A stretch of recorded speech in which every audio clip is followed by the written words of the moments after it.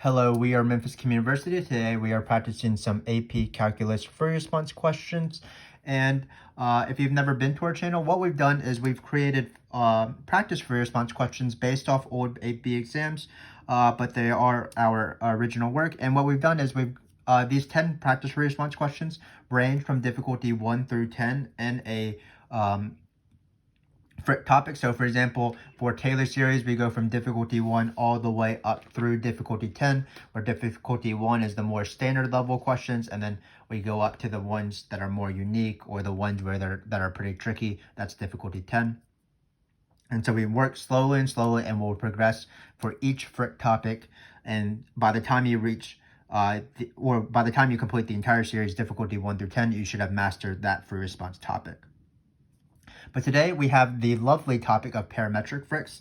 Parametric fricks are, in my opinion, the easiest fricks, maybe over the entire possible AP exam, both on BC and AB. It is a BC topic only. It is the equivalent of the frick topic particle motion on the AB exam. It's usually calculator, and again, it's the easiest free response question, in my opinion. So as we go from difficulty 1 through 10, you'll see that even if we are progressing the level of the difficulty, none of the questions are actually too bad, especially if you are in BC. It's unlike the Taylor series fricks, where 1 through 10, even the easiest ones are pretty hard. In this case, 1 through 10, even the 8, 9, and 10, as you'll see, is not too bad. So let's get started. This parametric frick is pretty standard. Keep in mind that every single person wants to open up their AP exam and see a parametric frick, because again, it's pretty easy, but it has been replaced in recent years by the polar frick, and the polar frick is quite a bit more difficult. On a scale of 1 to 10, parametric fricks are probably difficulty 2 or 3, where polar is probably 7 to 9. So it has made the BC exam harder just by replacing the parametric frick with a polar frick. But of course, parametric is still in the AP exam. If you're lucky, it can be one of your frick topics in the calculator section, so we should still practice it. And actually, the practicing of it will be a pretty pleasant experience, in my opinion, because these fricks don't vary amongst each other that much. You have a calculator, so the setups are pretty easy, and then you just type it in a calculator. Let's look at what the givens are. The givens are, in a parametric frick, 2 velocities. So this is the velocity in the x direction, or in the horizontal direction. This is the velocity in the y direction, or the vertical direction. So if you want to think about parametric, just think of 2 velocity questions in one for the x side and one for the y side. But we can't write v because we have to write dx and dt to indicate which side we're talking about, which coordinate we're talking about. Finally, they usually give you or not usually, but always give you an initial time and an initial position. And that's for Fundamental Theorem of Calculus eventually, when we want to find the position of the particle at other times. And that's just how the Fundamental Theorem of Calculus works. It's very similar to the Fundamental Theorem of Calculus in the context of our particle motion free response question videos, if you want to check those out. But for now, let's just start this question. Again, it's going to be pretty easy. I'm going to try to remind you of rules as we go through them. And then we're going to use our friend here, Freddie, I believe is his name. He will help us out as we type in these integrals and these derivatives. We don't have to do them by hand, which makes the free response question not too bad. So the first question is actually a 2-part question. It's almost too easy to ask one of these questions alone, which is why they usually ask them in the same part. Just keep in mind that if you have these questions, it is a standardized test, so you do want to read the question and do both parts. But as a reminder, the speed in a particle motion question, when there's only one dimension or one coordinate, is just the absolute value of velocity. And here, it's a little bit different.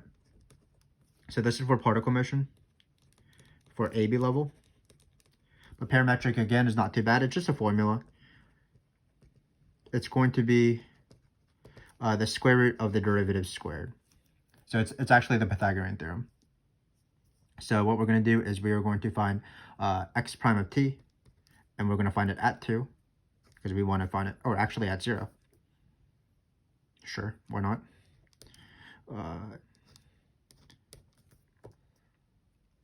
And then we're going to find it at y prime of 0. So what we're going to do is we are going to not actually take derivatives, because the derivatives are already provided. what we're going to do is we're going to plug in 0 into each of these functions and then square root it. So something squared plus something squared, plug in 0 for each of these, and then we will be good to go. So let's do that real quick. And you can do this in as many steps as possible. For example, I'm going to just plug in 0 into each of these. Again, you do not need to take the derivative because they already are the derivative. So what I'm going to do is I'm going to plug in 0 here. Plugging in 0 to the first one, I actually can do in my head because e to the 0 is 1. So you're just going to get 4 plus 3. But if you want to verify that, I can certainly type it in the calculator for you. So 4 where's e to the 0 plus 3 e to the 0. Again, you have a calculator, so if you want to, you can literally type in 2 plus 5. Some of my students do that, and I sometimes encourage that because you're less likely to miss things. Of course, this is 7. So here we're going to put 7 squared. But if you have a calculator, you might as well use it, you know? So if you want to just type in these basic things in a calculator, there's certainly no shame. So in this case, we're also going to plug in 0 here. You'll see that you get the square root of 8, but we might as well do it again. So square root of 0 squared, even if you want to, plus 8. That's going to be 2.828. I'm going to write the square root of 8 though. So now I'm going to find this square root. So just be careful with these multiple nested square roots. So we're going to go to quit this. I don't know why I pressed that. We're just typing this guy in right here. So not too bad. Square root. Again, if you don't trust yourself, you can just write 7 squared. Or if it's a more complicated decimal, you would definitely want to do that. Then in parentheses, square root of 8 squared is 8. But again, I'm not going to trust myself. I trust Freddy more than I trust myself. I'm going to close those parentheses, square that. And this is what I want to find.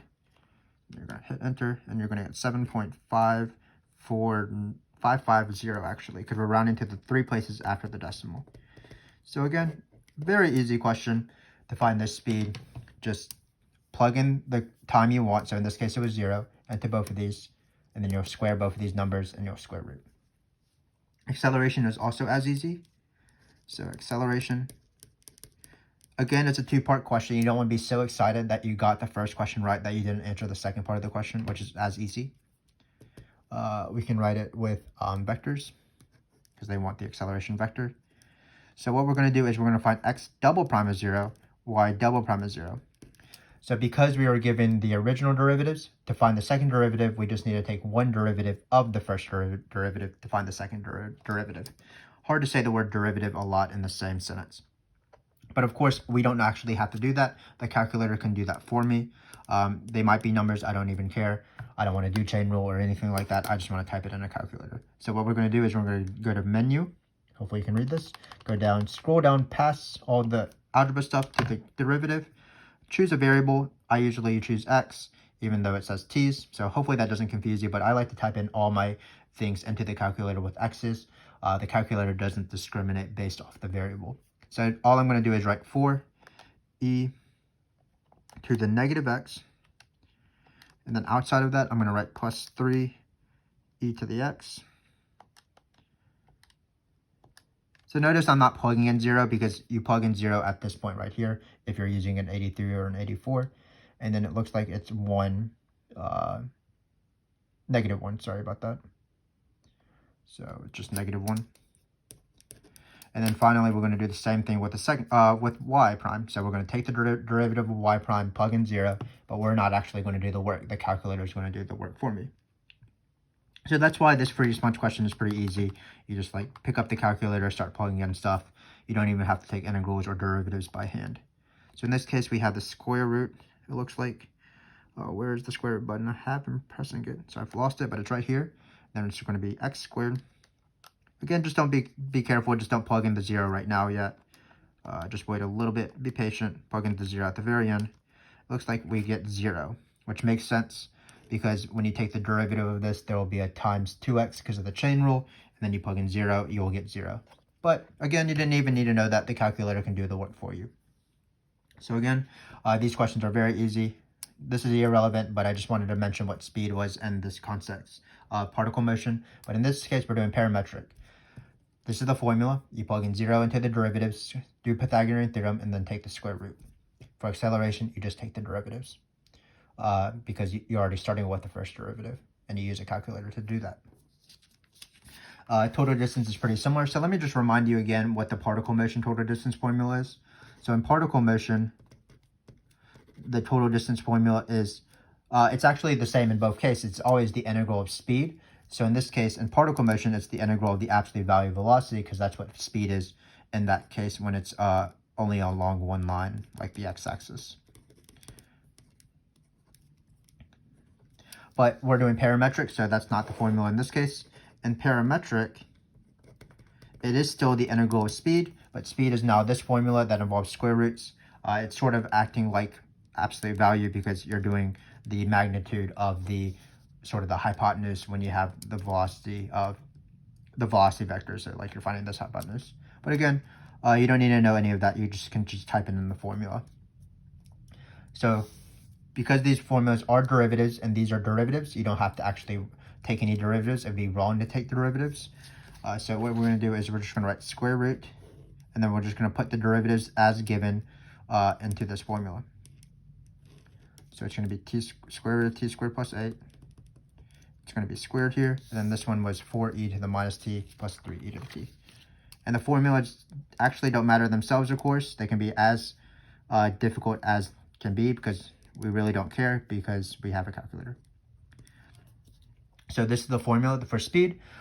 In this case, we are going to be plugging, so the general one is a to b, the derivative squared. Again, this is just speed. But when you do this, just be careful. What you don't want to do is, you don't want to plug in any numbers into this formula. The numbers are going to be, the total distance is between 0 and 3. So what we're going to do is we're going to replace this a with 0, replace this 3 with b. But sometimes in the past, some of my students have plugged in 3 into this formula, and that will give you the wrong answer. So just be careful with that. 0 to 3, or if they said first 3 seconds, that would imply 0 to 3.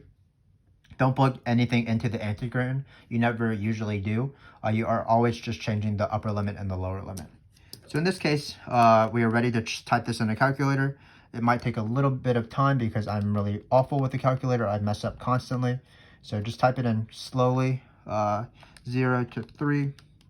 Then we have square root of a lot of things. So we're at the square root button. Great. And then it's going to be in parentheses 4e to the negative t. So again, I'm just typing in the functions. Negative x. I can use, again, any variable I want. In this case, I usually use x, even though they're t's. Hopefully that doesn't confuse you. I'm going to close these parentheses and square it. Then I'm going to go outside of the squared and then do another squared. So it's a squared plus b squared, where a and b are the derivatives. Can't really pronounce the word derivative and sometimes, so forgive me for that. But this is just the y derivative. As you can tell, can't really pronounce this. I don't think this this actually goes there, so I'm going to hit delete here. And then I'm going to go outside the parentheses, square it. So it looks like we have what we want, something squared, the first derivative squared plus the second derivative squared. Can't pronounce the word derivative for some reason, even though I teach calculus for a living. You hit this button and it'll give us the answer. Looks like it's 62.136. And that is this answer. Again, just almost no thought is required. If you just know this formula, you know this formula. And this is the total distance formula. So these are for total distances. So nothing we've done so far is any trickier than just knowing a formula and just applying the formula with a calculator. So here we have equation of the tangent line, which is also a common question on these free response questions. So when you have a tangent line, I like to think about it just every single time I do tangent line. I don't know why I underlined to the, but tangent line. And every time I see the words tangent line on the AP exam, I think of two things. I need a point and a slope. So I need a point, and it will look like something comma something, and I need a slope, which will be the derivative. In this case, there's actually a lot of derivatives. There's dx dt, there's dy dt, but we're finding the equation of the tangent line. So what we want is we actually want dy dx. Also be careful that the number 2 is not part of the point. The point is going to be x comma 1. It's the position of the particle at time is equal to 2. And that was actually given. Here it says at time t equals 2, the position is at 3, 6. So again, just be careful. The time is not a part of this. The time will help us find the slope. And sometimes they're not as nice, and sometimes, like for example, they would say at time is equal to 4, the particle is at 3, 6. And what you would have to do is what we're going to do in the fourth question, which is you have to apply fundamental theorem of calculus to find the point at the not given time. So we might do that in a future video if you want to check that out. But for now, what we have to do is we are going to have to find dy dx. Hopefully you can still see it. What dy dx will be dy dt over dx dt.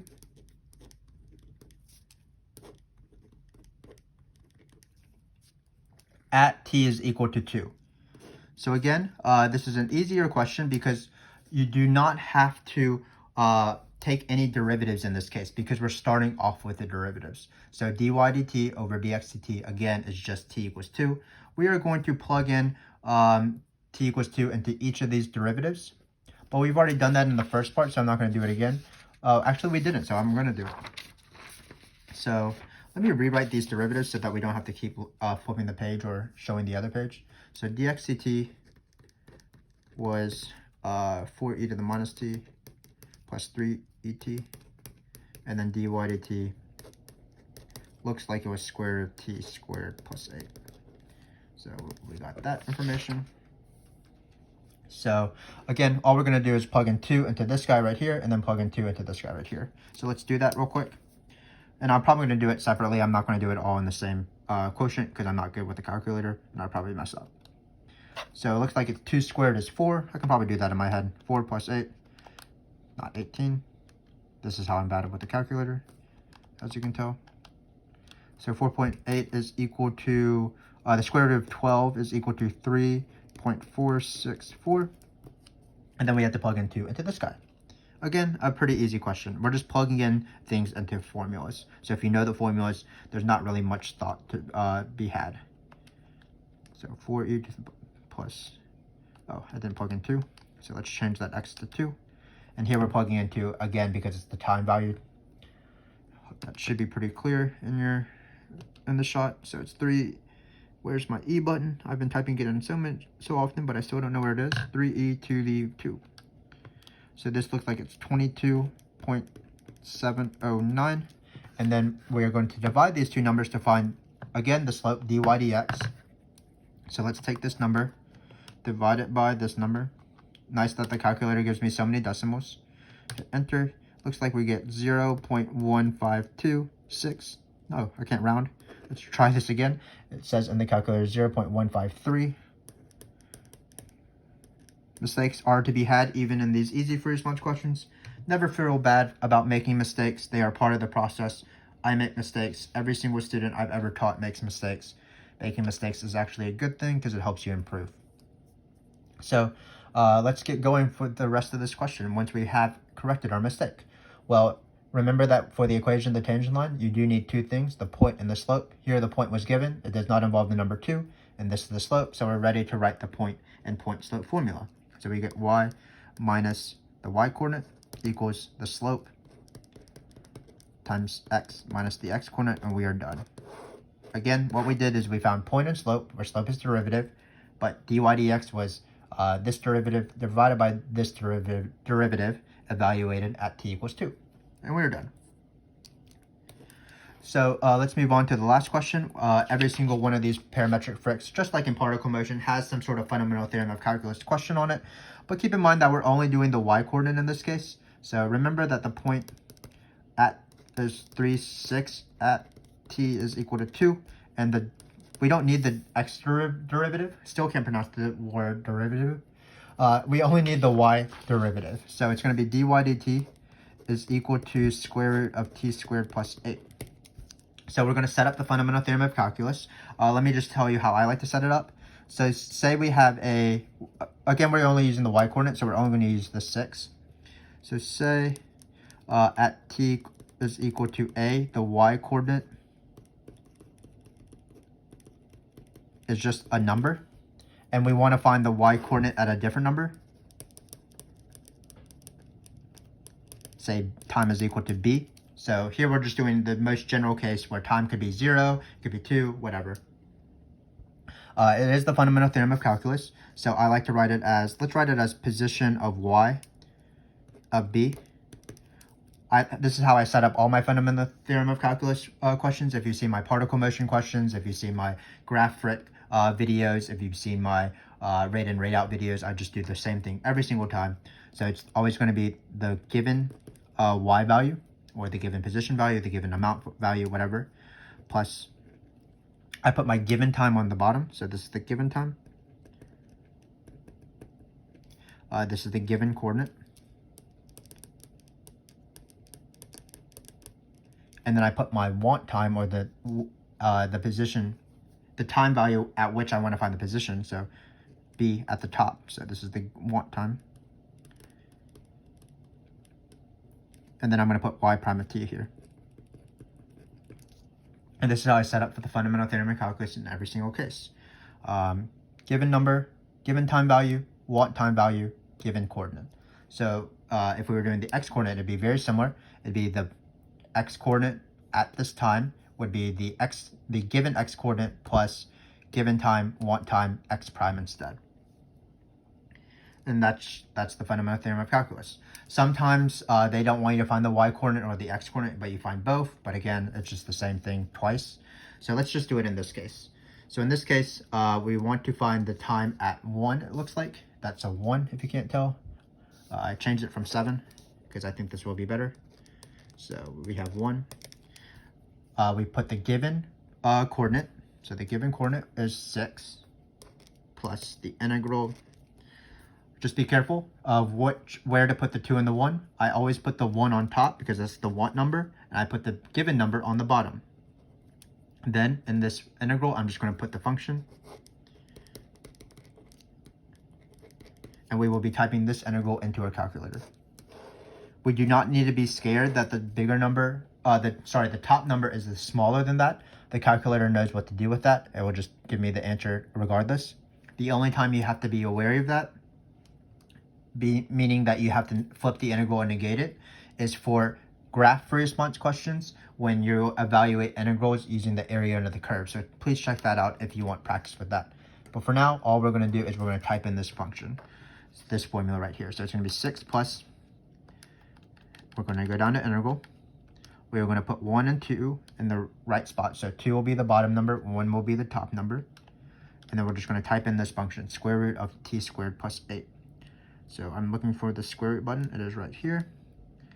And I'm going to use x's, of course. X squared plus 8. I'm going to hit dx, and let's see what Freddy gives me at the very end. It gives me 2.788.